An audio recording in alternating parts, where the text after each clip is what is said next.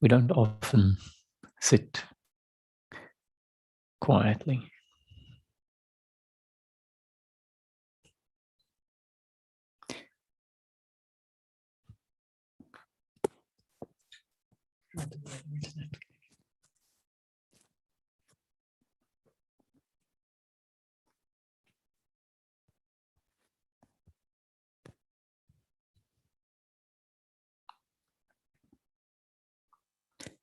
In sitting quietly and doing nothing, just sitting, just being,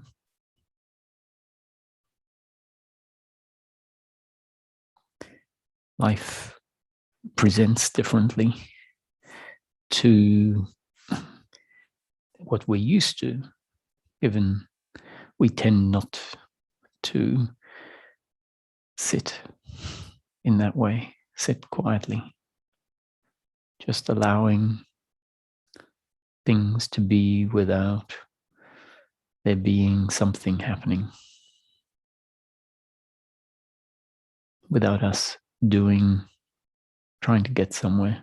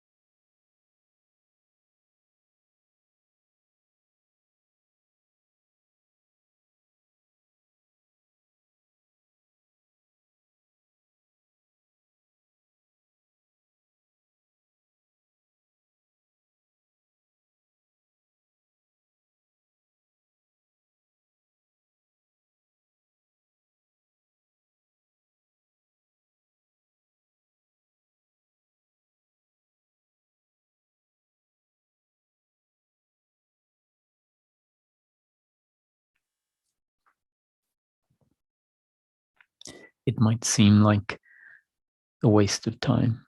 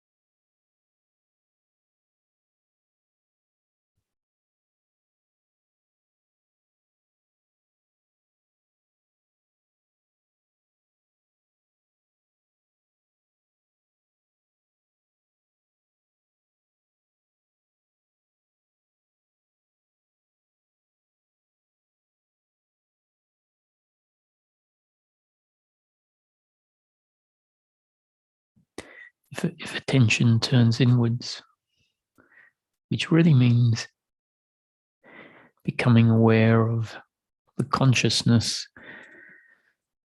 that is the present moment,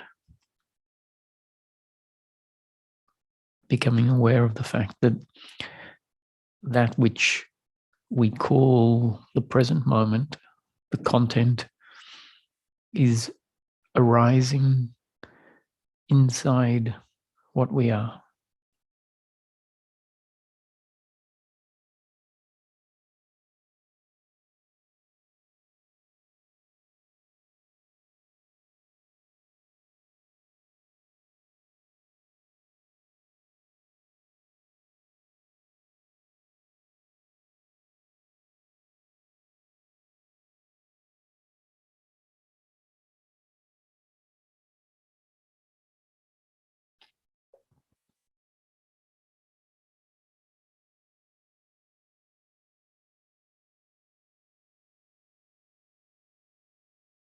when we're looking outward at what is happening, then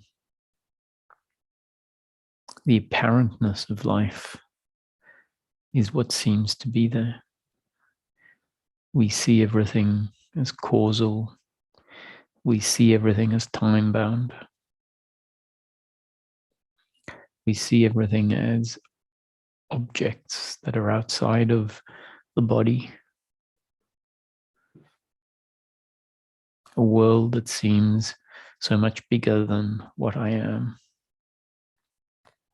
That I am just a small part of everything that is. That I am an object in a world of objects.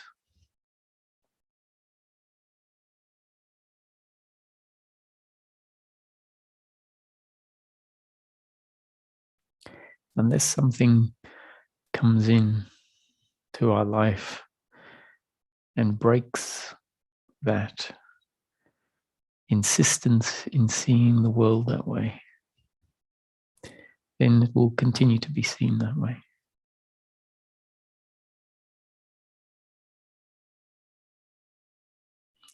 So what is happening in each moment is not the most important thing, but rather the fact that there is awareness of what's here is far more significant. And that is often a factor that is overlooked. Without awareness, the experience of life wouldn't be known. So the fact that one knows one's own experience of life means awareness is here, whether we realize it or not, whether it realizes itself or not.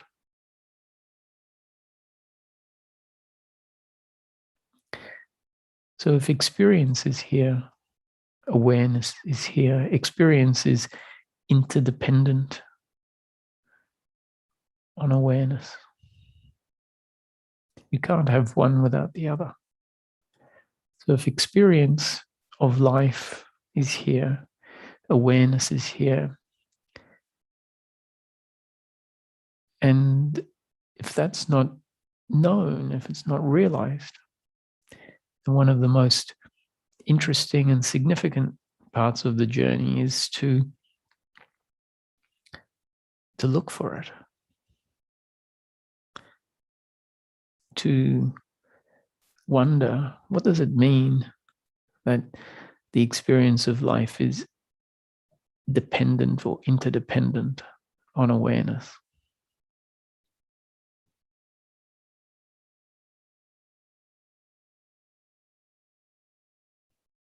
What is awareness? Whose awareness is it?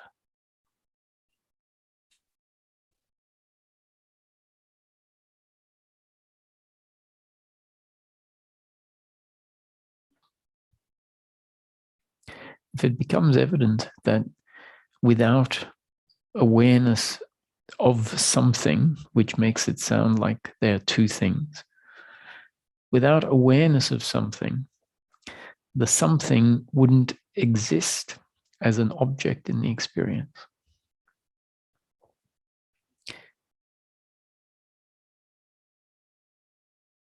Anything outside of the field of awareness doesn't exist in the experience right now. The only things, the only components that exist right now are all within the field of awareness. And something being within the field of awareness means it is made essentially of that in which it arises.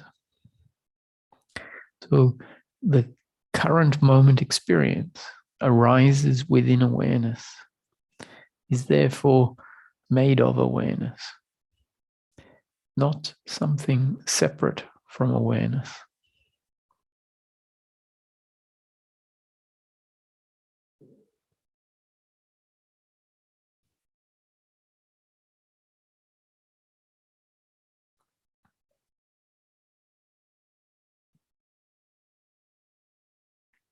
It isn't the body's awareness.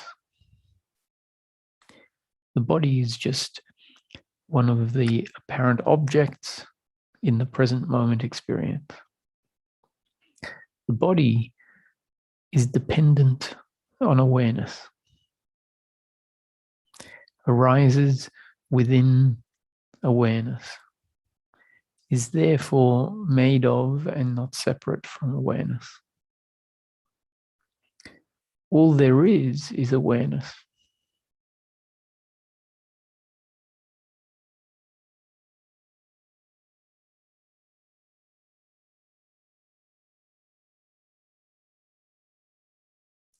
We can interchange the word awareness with consciousness. All there is consciousness. The present moment arises within consciousness, is therefore made of consciousness, not separate from consciousness. This isn't something to think about. This is something that can be known if attention comes to what is being pointed at, which is the present moment and all of the content.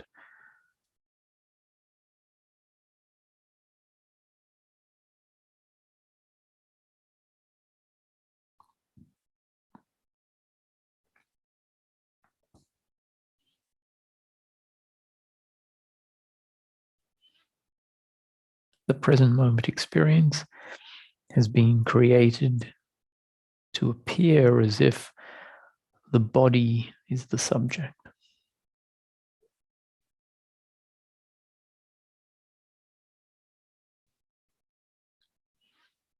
I'm suggesting that the body is just an appearance, like all of the other content in the present moment, that is interdependent on consciousness or awareness. Without consciousness or awareness, there wouldn't be the experience of the body. If there was the possibility to turn consciousness off, then everything that is known in this moment, everything that there is awareness of in this moment, including the body, including the time and space in which the body arises, would disappear.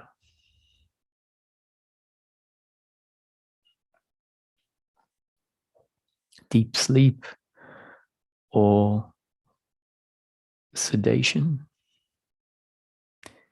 is an example of consciousness being essentially turned off.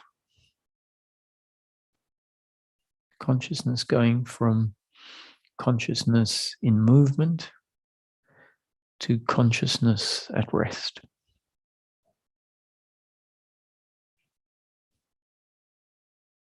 So when consciousness is not in its active form, the world of form,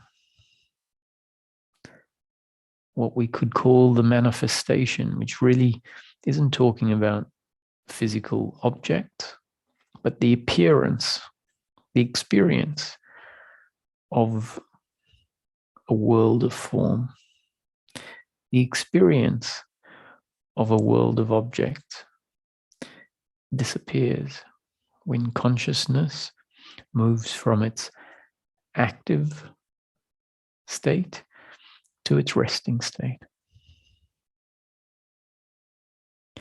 So the presence of the world, as far as our experience is concerned,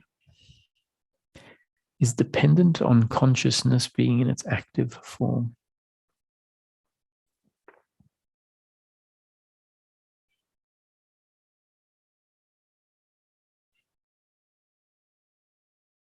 when there is no experience of life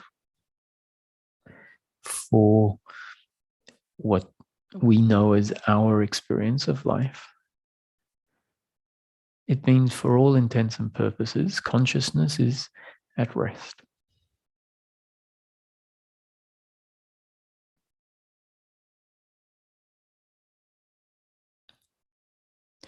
It's essential for us to have the insight that the whole experience of life is dependent on the screen of consciousness being active.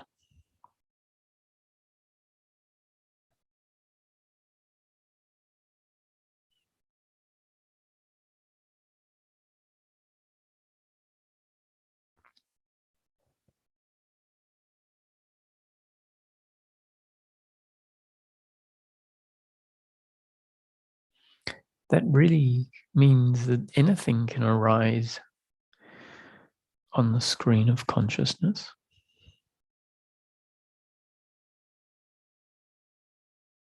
Anything that is created by consciousness in a particular moment will be what is there. It just so happens that most consistently our experience is an experience of a world of form, where there is a body that seems to be the point within space from which the world of form is seen.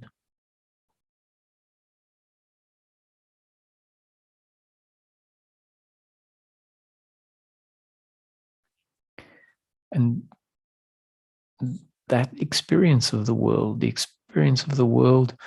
in that way will continue to be like that until such time as it starts to become apparent that what exists, what we know of the world, is an experience arising in a field of consciousness. And if in the next moment the content were to change into just color, let's say, an experience of just color, swirling paint-like color, then that's what there would be awareness of. And if that experience of color didn't include a body, didn't include a world of objects, just swirling color, that experience of swirling color would be arising within awareness or consciousness that is aware of what it is in that moment, aware of what it is manifesting as.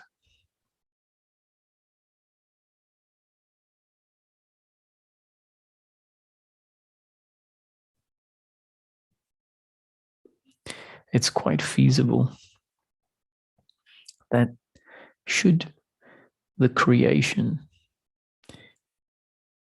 in a moment create a world in which an apple was to float past, that is what the experience would be of.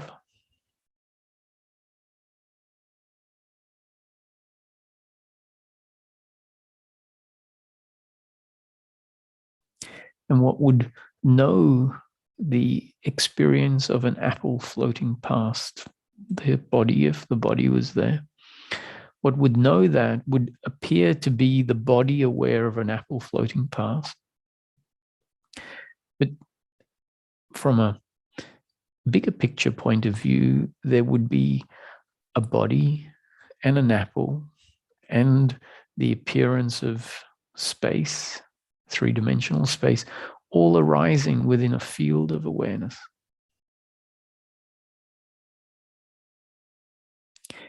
And in an instant, that experience could change radically into the world of just color, let's say, the experience of paint-like swirling color. And in an instant, it could then change back into the world of form that we know, where apples don't go floating past. And in the next moment, a massive oak tree that wasn't there the moment before could just appear.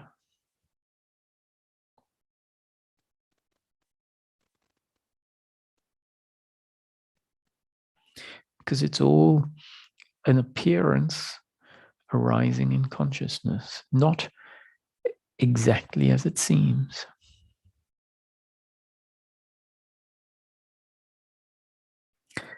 The fact that life tends not to, the experience of life tends not to be as contrasting from moment to moment as that which I just described, makes the appearance seem as if it is what it appears as.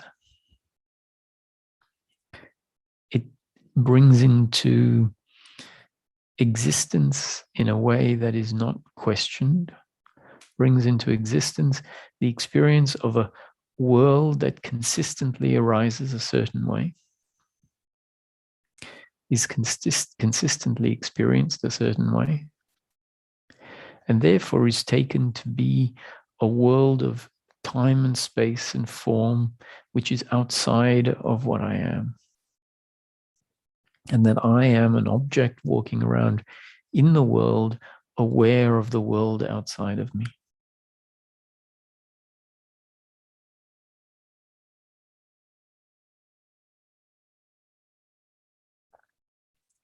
The body is not what's aware. Awareness is all there is. Awareness is the true subjectivity. The body is an appearance arising in that subjectivity. Any sounds are objects arising in the subjectivity, all known by the subjectivity, not separate from the subjectivity and made of that subjectivity. What we are is the subjectivity.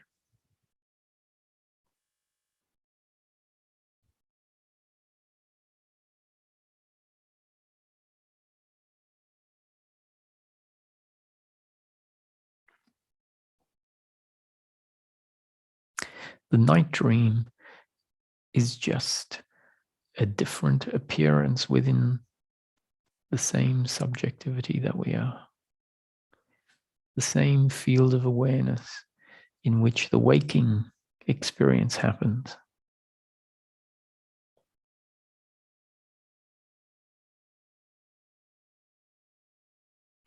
The waking experience dissolves and a different world appears within the same awareness, the same consciousness. And the night dreams tend to have less of a consistent and continuous nature to them. However, because it appears like the night dreams don't take place in the same field of awareness, in the fact that night dreams tend to have more of a contrasting effect from one moment to the next, where one dream might come to an end and another dream takes its place. Because that appears to happen in a different place to daily life, it doesn't create the effect of us questioning the reality of life. If we start to appreciate that night dreams are the same in principle experience as the waking state, an experience arising in the same consciousness.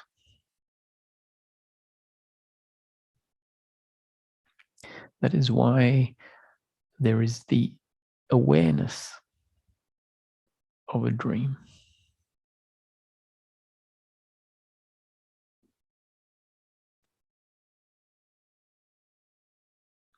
If a dream were arising outside of the field of awareness, there would be no dream. There would be no awareness of it. The only place a dream can arise is within awareness. The only place that the life experience can arise is within awareness. That which remains constant is the background, the container of awareness. The content is always changing. The content arises in such a way that it appears like a night dream is happening in a different place to the waking experience. But there is no different place. There is just consciousness in which the experience of life happens.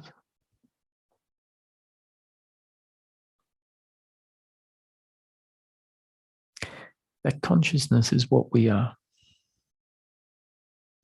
It isn't some abstract thing that we can never know.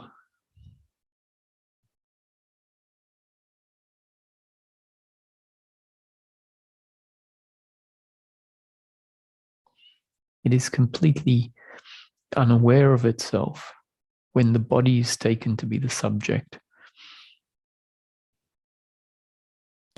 When the body is taken to be the subject, there is awareness of what appears to be outside of us, which then means that we only know ourselves as what we are not. We know ourselves, have mistaken ourselves as an object rather than the subjectivity.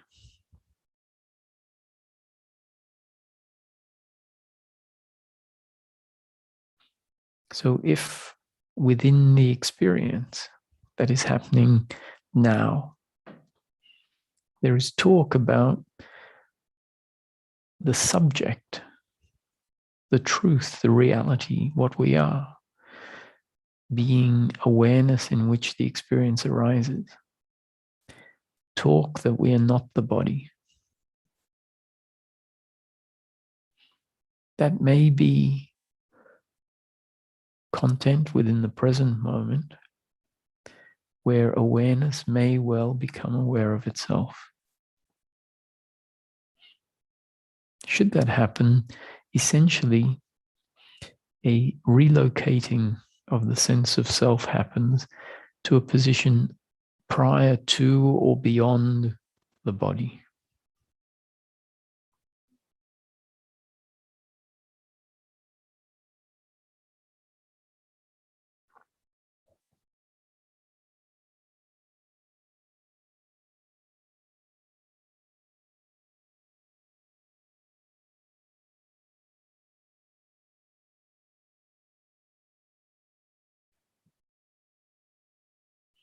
Now that might sound like that's all that needs to happen.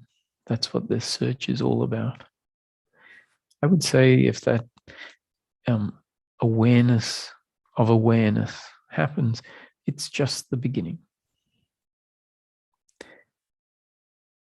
But it's a very significant starting point.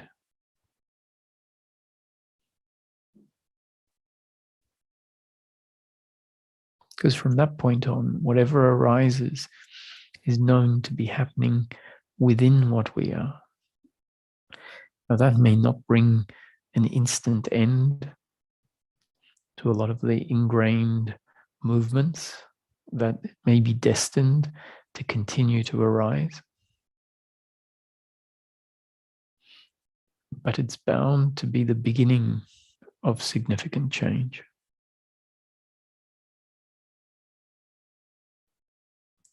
When we know ourselves as an object, then it is the world of outcomes and form that seems to be most relevant.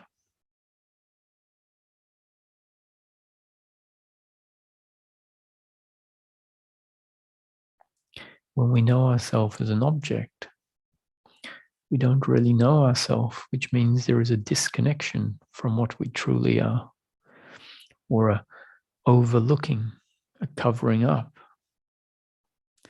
of what we truly are. And that's what creates the uncomfortableness. A sense that something's not quite right.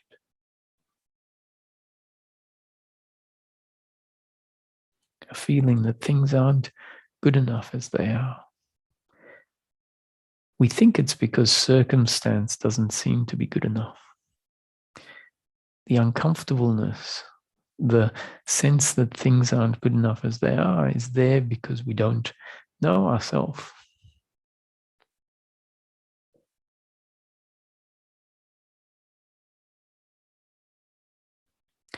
We don't know ourselves as something much bigger, much more encompassing than what we have come to believe ourselves as. Something that fundamentally, at its core, is complete, is comfortable, is at peace.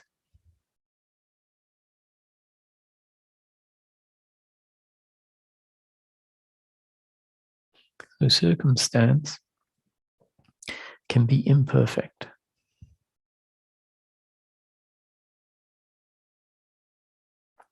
If we know ourselves as an object only, the imperfect circumstance will seem to be the cause of the uncomfortableness that we feel in life.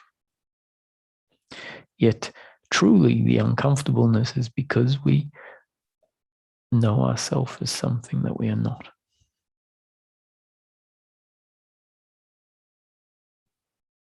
If we know ourselves as what we are, the imperfect circumstance at worst will be painful.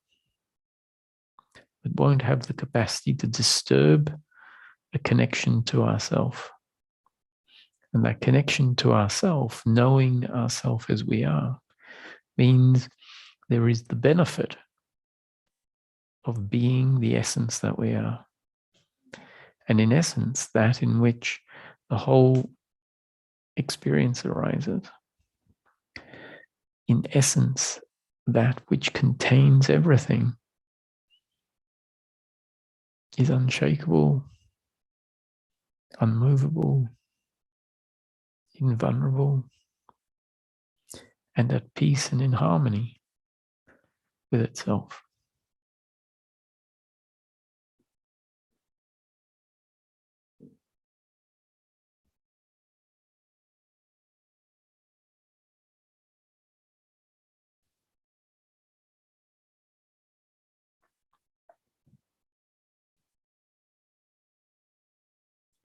God is not very far away.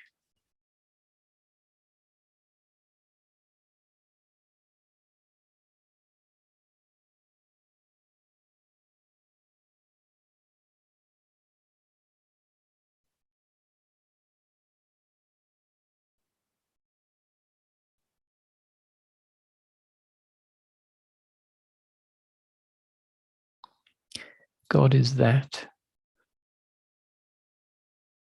which the whole experience of life depends on. God is that in which the experience of life arises.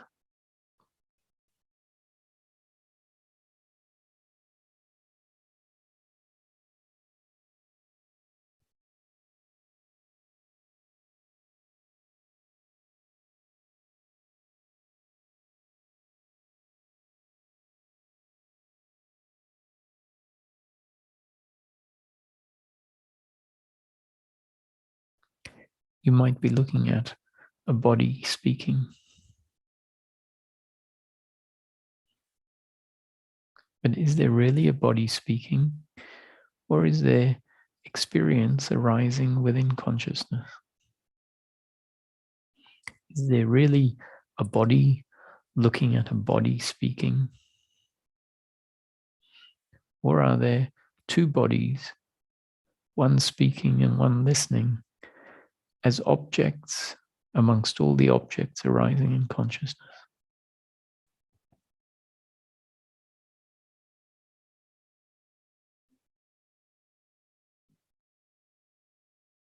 Is it possible that what you are is the consciousness in which this present moment is arising?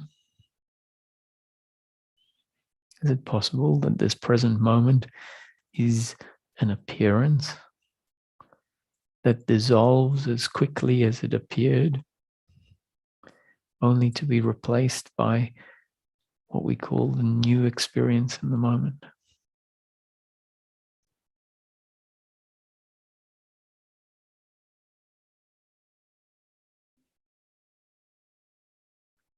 If what we call closing eyes happens, do eyes really close?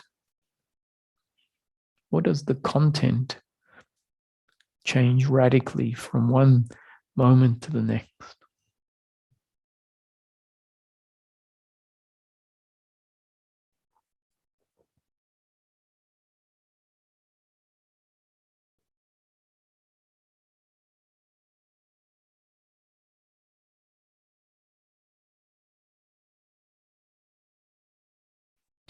With what we might call eyes closed, there is no experience of a world of form, no experience of a body, some sound arising, all within that very same consciousness that hasn't gone anywhere, consciousness that can't go anywhere. Everywhere exists only within consciousness. And really, if we can find a moving past the concept of here and there, we realize there is no here or there. There is just here. There is a concept, a thought that there is a there outside.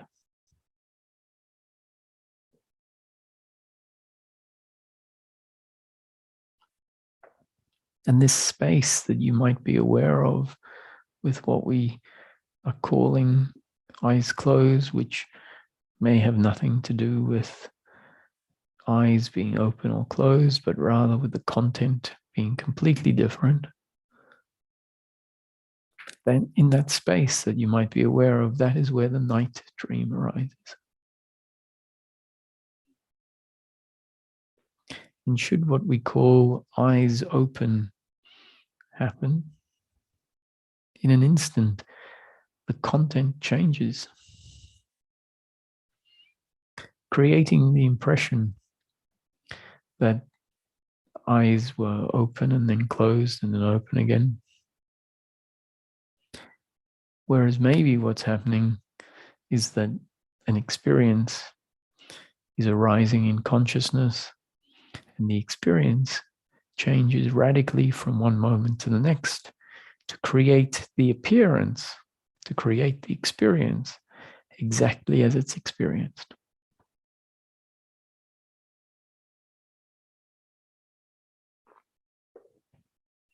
Should awareness become aware of itself? Should awareness become aware of itself as the background or the container in which the present moment of life, which is all that life ever is, arises? That we can call awakening.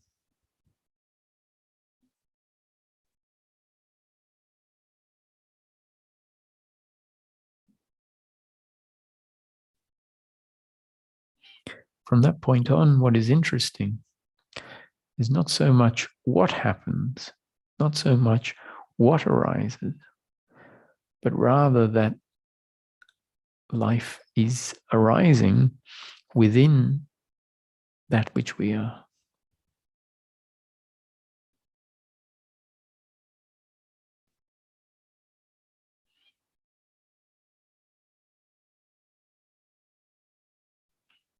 It's not needed for the content to be bright and shiny when there is an awareness that the content is arising within consciousness.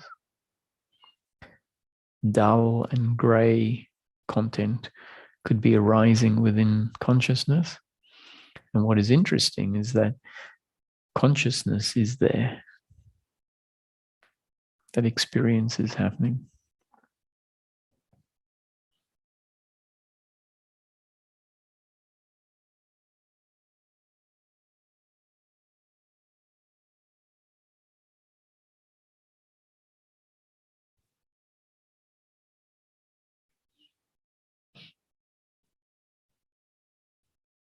This shift inward, turning inward, meaning that the world is no longer something that arises outside of us, but rather the world arises inside what we can know ourselves as.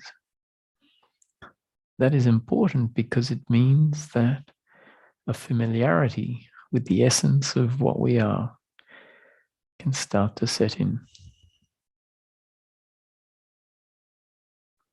A familiarity leads to a groundingness. A groundedness leads to a stability. And a stability in knowing what we are leads to continuous unbroken peace of mind and daily living.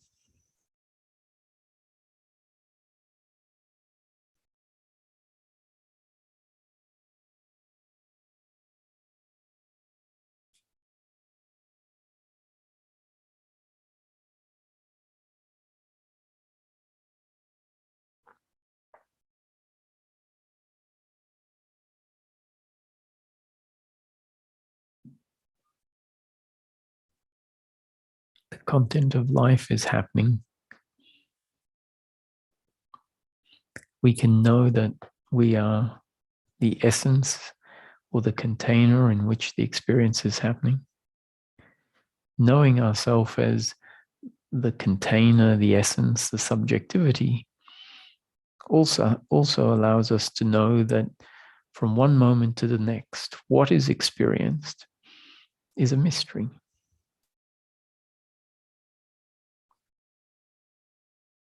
We don't know, even as that in which the whole experience of life arises, we don't know what will appear next.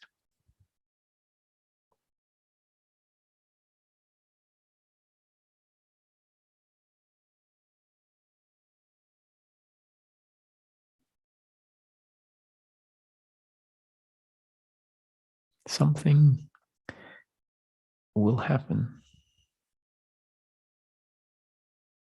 But what happens will only be known when it happens. And when it happens, it might appear to be the doing of a person.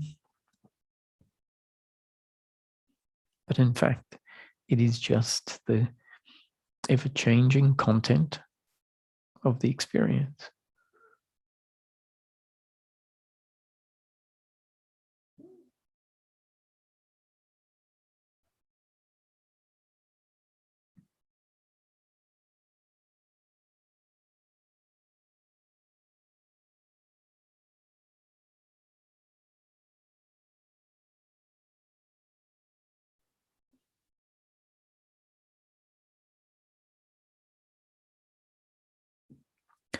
None of what I'm speaking about is intended to be thought about. If attention comes to the experience itself, what might start off as sight objects and sound objects and taste objects and smell objects and thought objects and emotion objects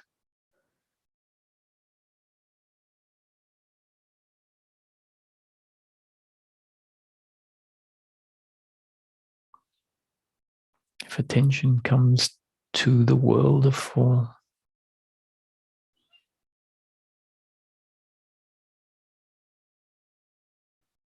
and the fact that the form or the apparent form is known, that there is awareness of it,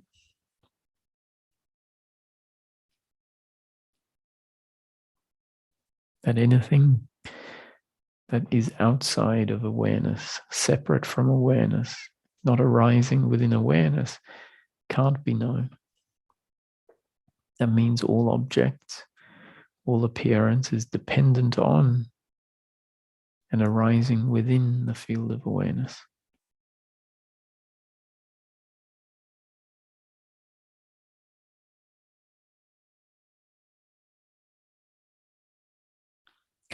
This allows for a melting into ourself, a beingness to set in, an ability to sit and just be without the movement of trying to get somewhere.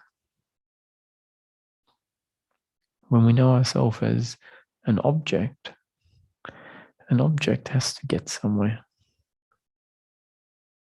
It has to become something.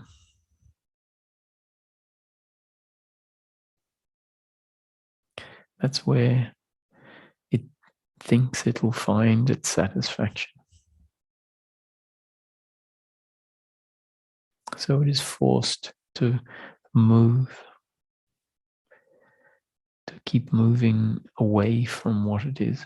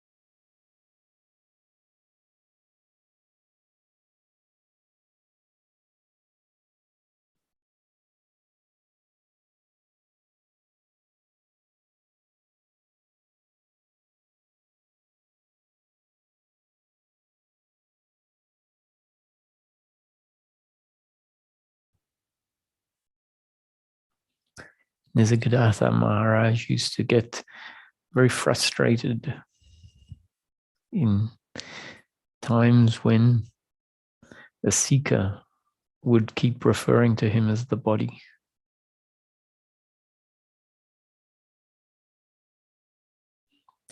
The frustration, or at least the expression, which may be anger even,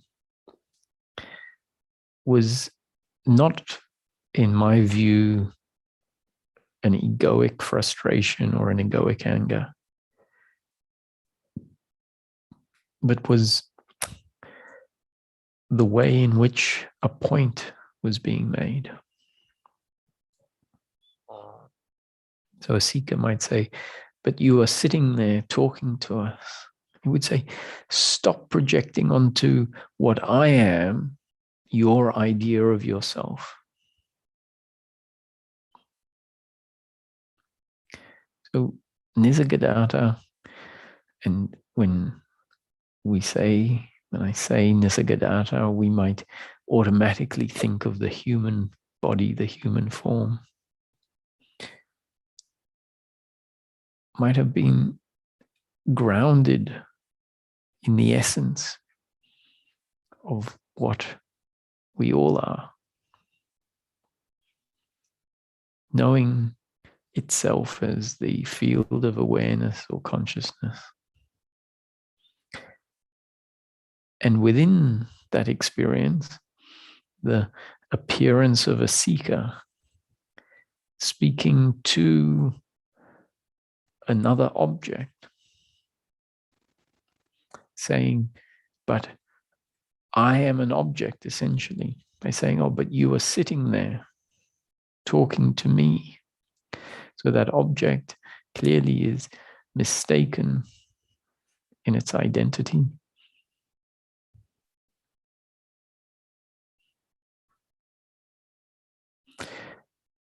And when that error, that misunderstanding is expressed, then the other object, which is essentially a mouthpiece for the consciousness,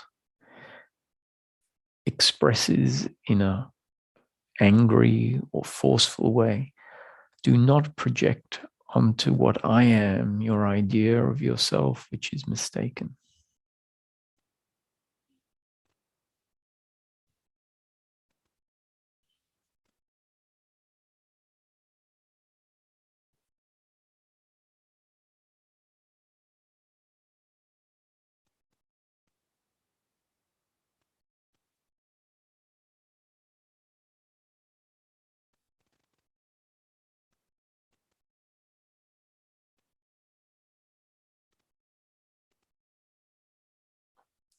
All there is consciousness.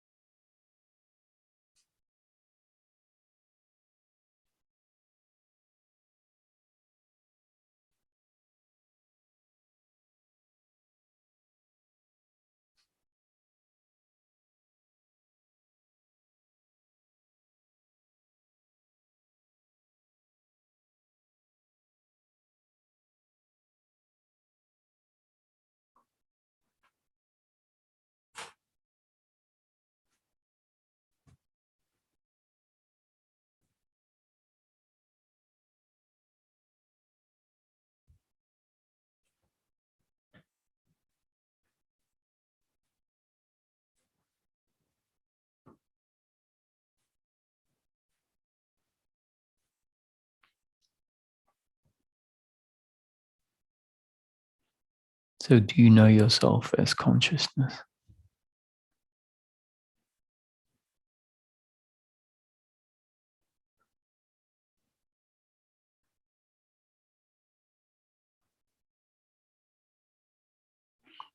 Know yourself directly, experientially, as that in which the experience of life arises. Not the experience of Paris and London and New York, not the experience of the sun and the moon out there. This experience of life, that which is arising right now, here. All the rest of it is a concept of life.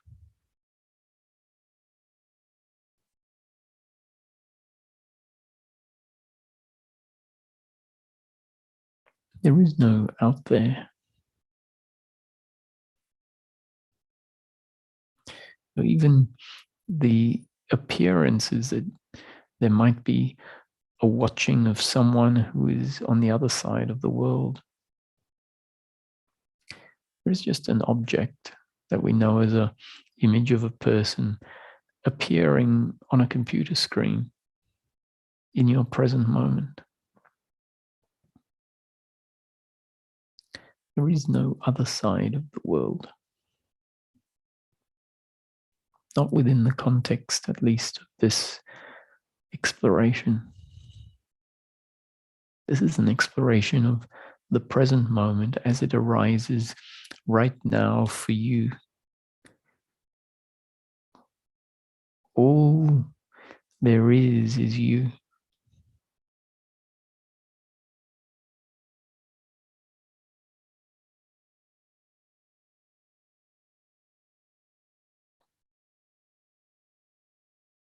And what you might know as your experience of life is the experience arising within consciousness.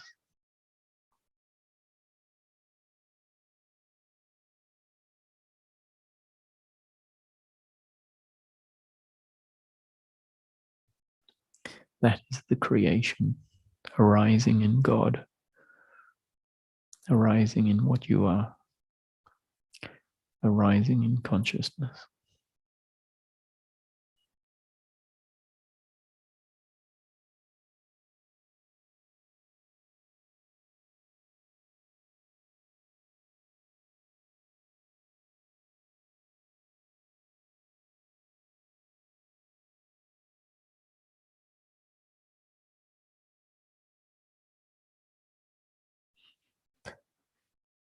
So I'll take some questions if we keep them in context of today's satsang.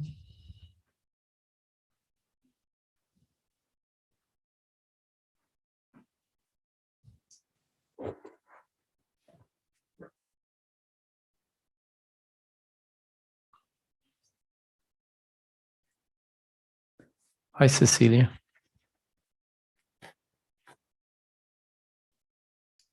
Hello, Roger. Hello. For taking my question. Okay, I have two questions today. Try and keep it short so that I don't monopolize you. So does the world of form exist independently of my experience of these objects in the present moment, or does it not really exist? And my second question is, how can we know ourselves in consciousness? Like, what is the best route that we can take in order to be able to become awakened, by knowing ourselves as consciousness? Yeah. So you can't do anything. And it's if everything is an arising in consciousness, then consciousness becoming aware of itself is part of the arising. It will happen exactly as destined.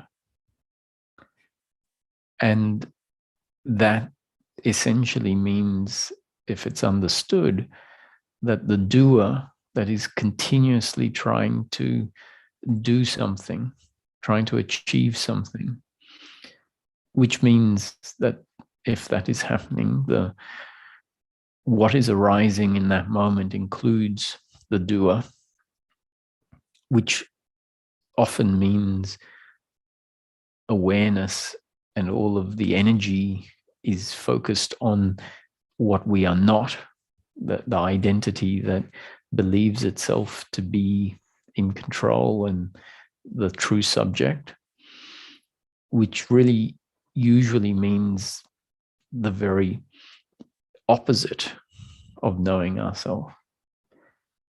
So the whole notion of non-doership, the whole notion that life is an arising in the present moment,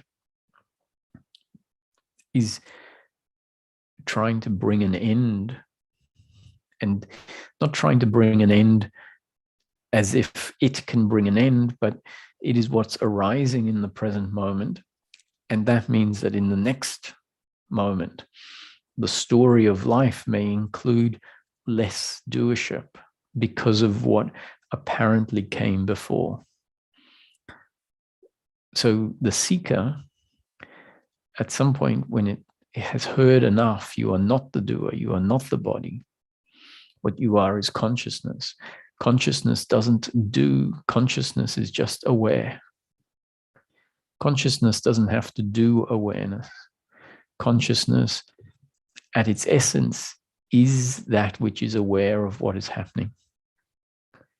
So we've all heard about witnessing. Witnessing is not done by a witness, but witnessing is a word used to describe the awareness, the inherent awareness of consciousness.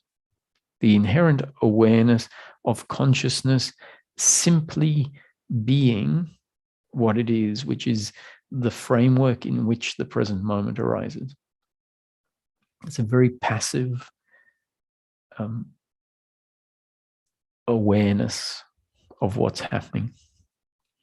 Not a doing by an individual to, oh, I am going to do awareness. It's essentially the rolling into itself, where the seeker, the one trying to make things happen, has eventually dissolved. And what that means from the context of today's satsang is that what arises moment after moment after moment is a fading away of an object, essentially, within the experience that used to be there.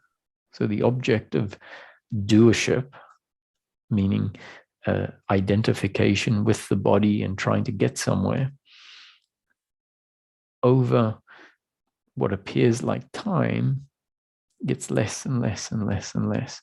Not because anyone has done it, but rather because what is arising in consciousness, if it is destined for that to be what happens, that is what happens.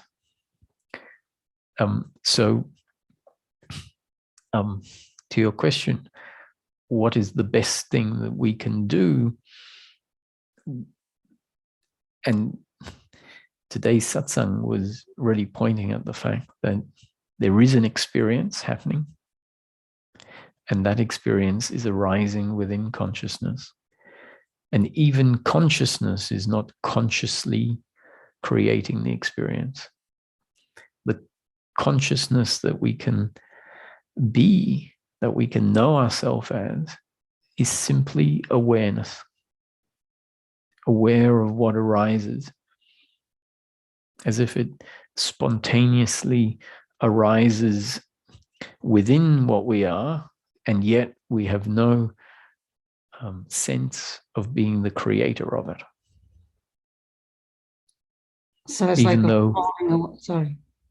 So it's like a falling away, a kind of a falling away of things, certain things. Yes. Which is why sitting quietly is often encouraged, because the sitting quietly can be a fading. It can be almost like a closing of, you sit there and might be sitting there at first looking and doing, and then it's like, relax. You can close your eyes and there's nothing to do. And so as an example where there's someone sitting and almost even doing the looking and doing the sitting. And if there was what seems like an instruction that might lead to a relaxing, it's like you don't even need to sit actively, you don't need to look actively, and the body then essentially relaxes. That is a falling away of the doing, of the looking, that it's that movement. It's a falling away of anything other than the basic movement of consciousness, which is awareness. And no one has to do that. Consciousness doesn't have to do awareness. It is awareness. And so we have been, the story of life is one that has all this movement in it. This movement in the seeking as well is a seeking of doing. And so the content that is arising here is saying, stop, slow down, which is really trying to reverse or interfere with, or I don't know, bring about a change in habit, a change in direction. And if that happens, it isn't because anyone has done it. It's just because destiny, the content of the present moment, includes what we could call a falling away. And what about the world of form? Does it really exist, or is it just something within our own experience at every moment? Because it feels so real when we seem to touch it, right? Or when we see, I don't know, pictures of Paris. Does that really exist, or is it just within something that is a concept within the arising of what we are within consciousness? The picture of Paris, or if Paris is there, that exists as the experience of it.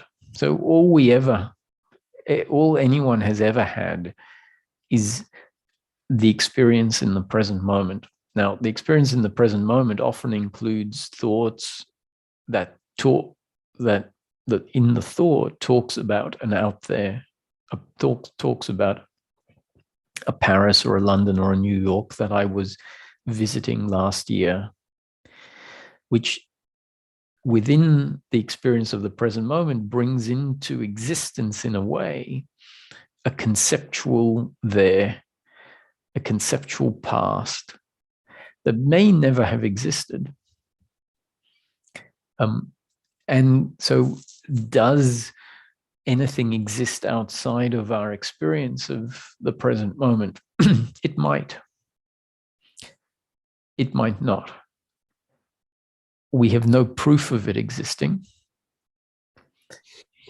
because all that we've ever had is the experience arising in what we call the now. And so someone might say, well, but I was in Paris a year ago.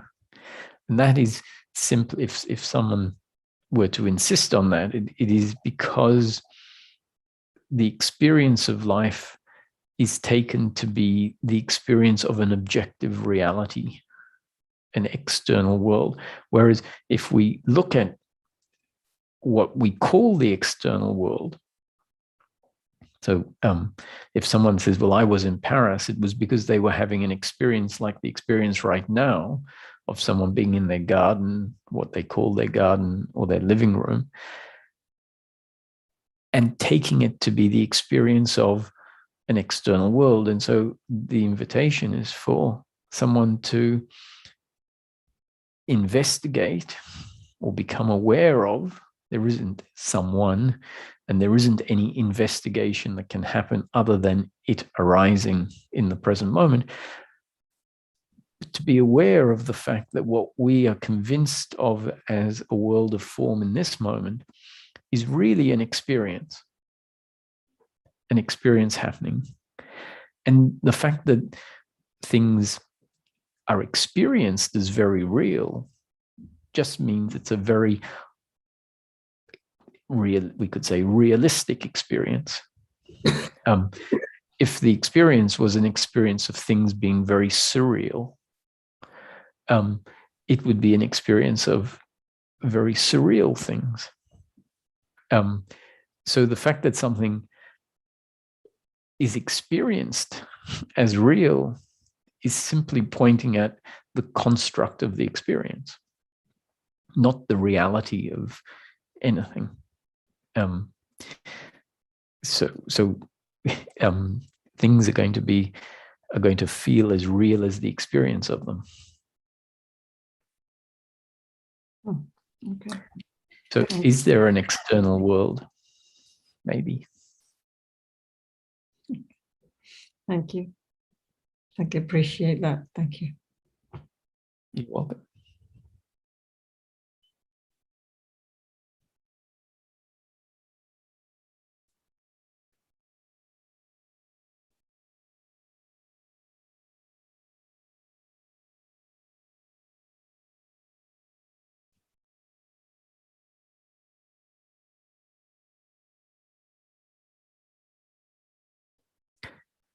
Just on that note of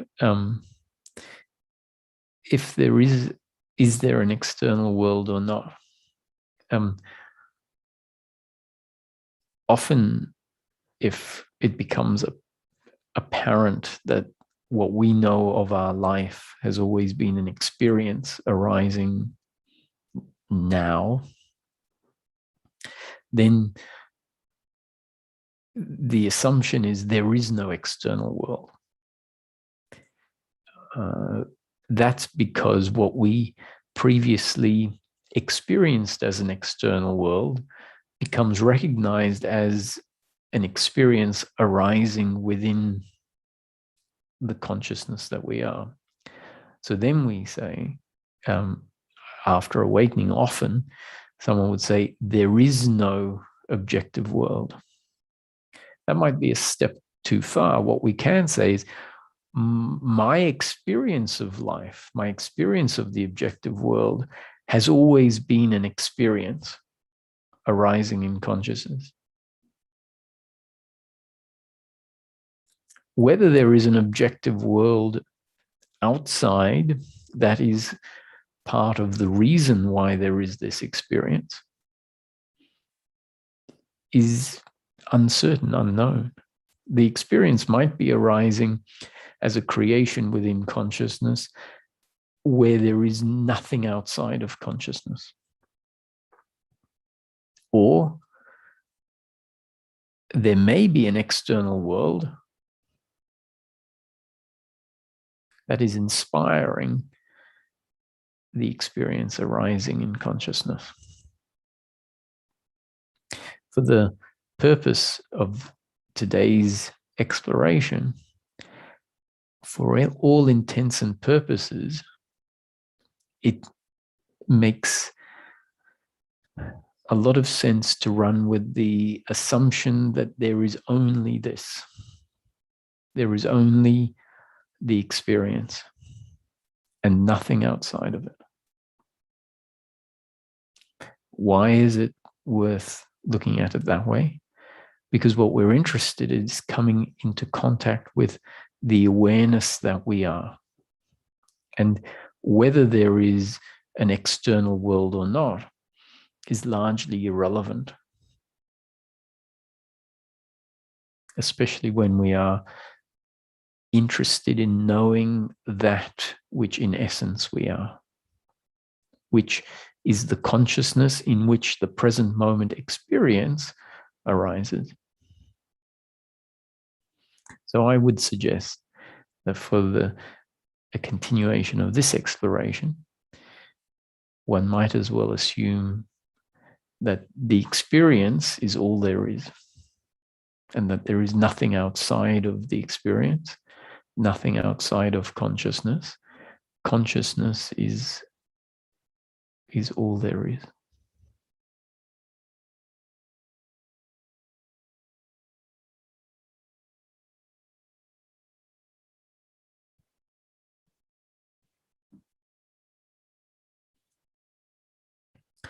just a reminder, in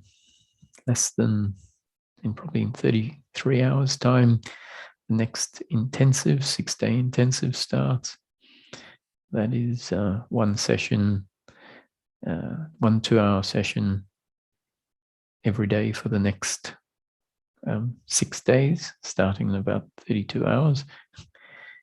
Information is on the website, and the topic is energetic blocks and emotional release, which is quite different to what today's satsang was about.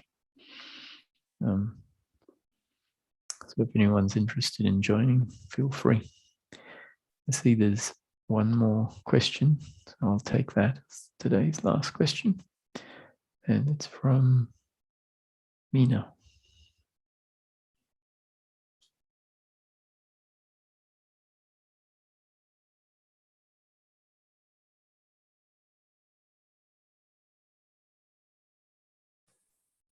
Do you hear me? Yes, I can. Oh, good. Hello. Hello, Roger. Thank you so much for your satsangs. I am listening for months. You are the voice in my pocket. Wherever I go, you are speaking to me. And I'm very thankful because very much is clearing up and very much is falling apart, and I'm very thankful.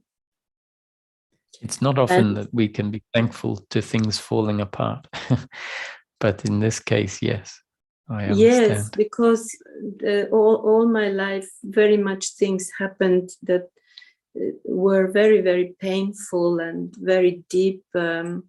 Also with my family, and more and more, I have distance to all these things, and I can see it really clearly as happenings. And more I realize that really I'm not the doer, and sometimes it is very, very freeing.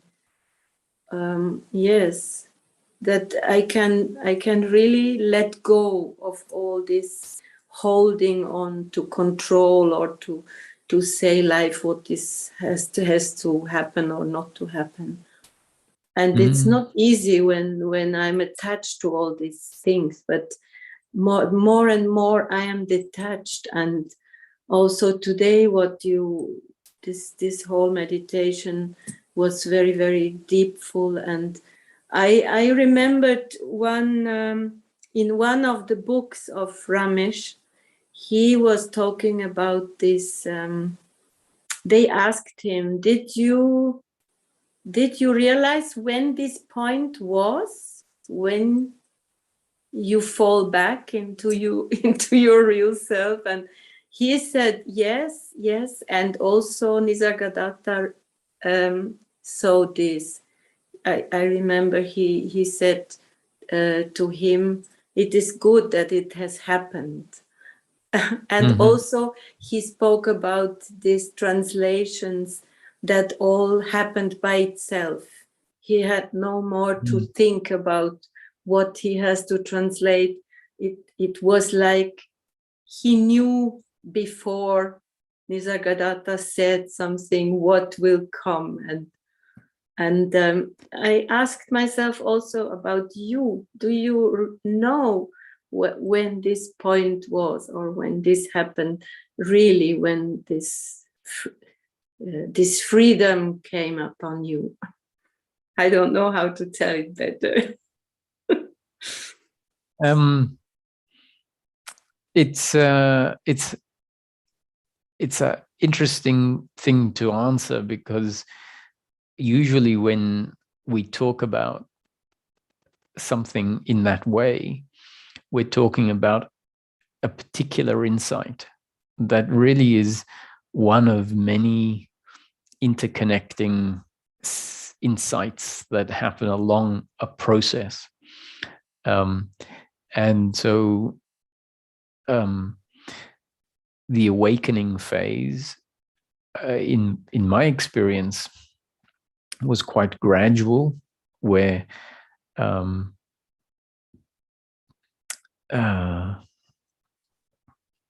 some significant, very significant deductions and contemplations happened. And they led slowly to more and more of an appreciation of the formless and the awareness in which everything arose. And then there were some very profound peak experiences that demonstrated that. And before the peak experience, there was a more consistent, subtle sense of that. And after the peak experience, more stability, or so I could talk about, one particular insight or one particular experience, and there might be merit in that, but it will make it sound like, oh, that was it. It just happened on that day, and from then on, there was nothing significant before and nothing significant after. And I think that Ramesh, from a different point of view, would describe not one instant or one moment, but would describe a process of doership falling away. So there's a bit of a difference between the awakening aspect, awakening to the essence of what we are, and then integration, which is living as if the world of form is real and attitudinally not being involved in the world of form. And in order for that integration to happen, often awakening is a starting point, and then integration happens. And so because it's a starting point and a very significant shift, it makes sense that some teachings and teachers will just focus on just that, as if that is all and that is what is most important. And then other teachings and teachers will focus more on, let's say, integration or a process. And it's all got its place. But I wouldn't like to encourage a suggestion that it is suddenly going to just happen and that is it. I think I'd prefer to say that there is a gradual change with some very significant insights that seem at the time as if it's all about that. And as the process carries on and we get the benefit of memory and looking back, we realize, oh, that was just another piece in the puzzle.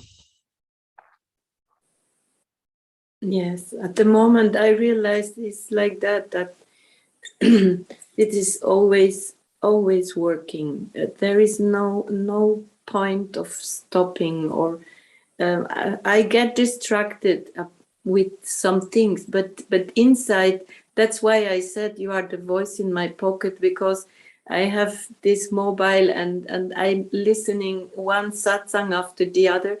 And also very good is that when I have some question or something to clear, I put my finger on a satsang and it's exactly coming the answer. It's like I feel like I'm guided. Something is pulling me in constantly. And I have not expectation and not, I also don't want hurry, and I want to let it go like a tomato on the tree is growing. I'm growing.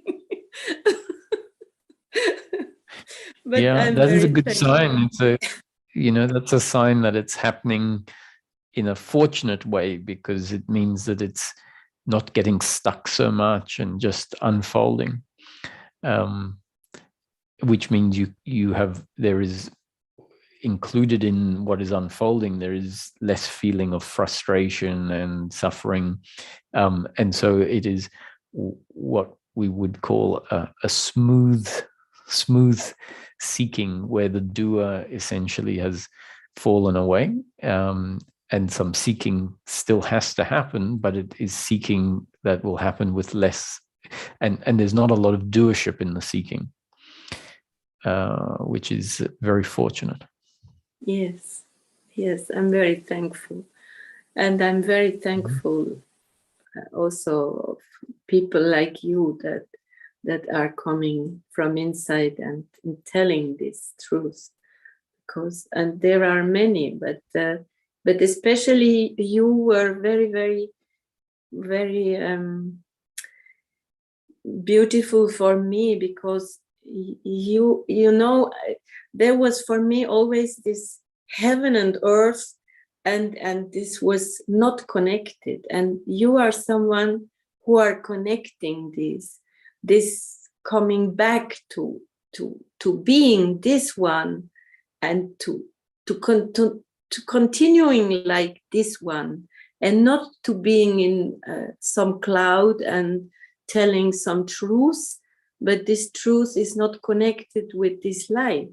And that's why it's, for me, it's logical. And when you say happiness for the being in this life, yes, what else? That came inside me. When I heard that the first time from you, it was like, oh, yes. Well, it's very easy, because the doership and attachment part of us is convinced that psychological pleasure is very important. It's convinced that, putting forward a false image, let's say, or a mask so that people see us a certain way, it thinks that is valuable. So it values what someone thinks about us, for example. And that is something outside of, it's a conceptual benefit. And so it's very easy for that movement, the doership and attachment movement, to hang on to something very rare, like to hear about something very rare, like liberation, and for it to for that idea of being the one that gets something very rare, for that to be good enough. It thinks, oh, that surely will satisfy, that I am better or I am special. And that's an example of how we're not actually keeping it very practical, but rather conceptual, and not even being able to see that is conceptual, because the doership is convinced that those sorts of pleasures, which are psychological pleasures, they are just something saying you are better or you are special. It's convinced that is where its happiness will be found. And so much seeking for so long is about that identity still hanging on to something that is not practical, and thinking that is enough, that will be, that surely must be what will deliver happiness. And so when we finally say, actually, who cares about all of the truth, and you say, I just want to be happy. And what is happiness? What is happiness? We might ask ourselves that question, when we say, actually, I don't want fame and fortune, and I only want those things because I think they will make me happy. And actually, I just want to be happy. And what is that? And so then this teaching says, well, it's most important for us to look at what our unhappiness is, and realize that our sense of not being happy is because there is the presence of unhappiness. And unhappiness is this feeling of unworthiness, this feeling of uncomfortableness, this feeling of blame, this feeling of shame, this seeking outcomes. And then the seeking starts to become very practical once we have dropped away all of the ideas and just gone to what makes me seek happiness, and say it's the presence of unhappiness. And as we start looking at what that is, then we're really getting close. Yes, and life has made very much experiences with this outer happiness, with this seeking for the material things, seeking for the soulmate, and all this kind of what you are saying. It is not there, and it is true, it is not there. And this is a very deep realization now that it is really not there. Mm-hmm. And it itself, to realizing that, it's freeing very much and putting me on completely on another street, or I don't know, another way. Mm-hmm. Mm. Yeah, this is a very important shift. So much of our seeking is still seeking for happiness in conceptual outcomes. So Yeah. Nice to hear from you, Mina. Nice. Thank you very much. I'm very thankful, Rod. Thank you so much. You're welcome. Thank you, everybody.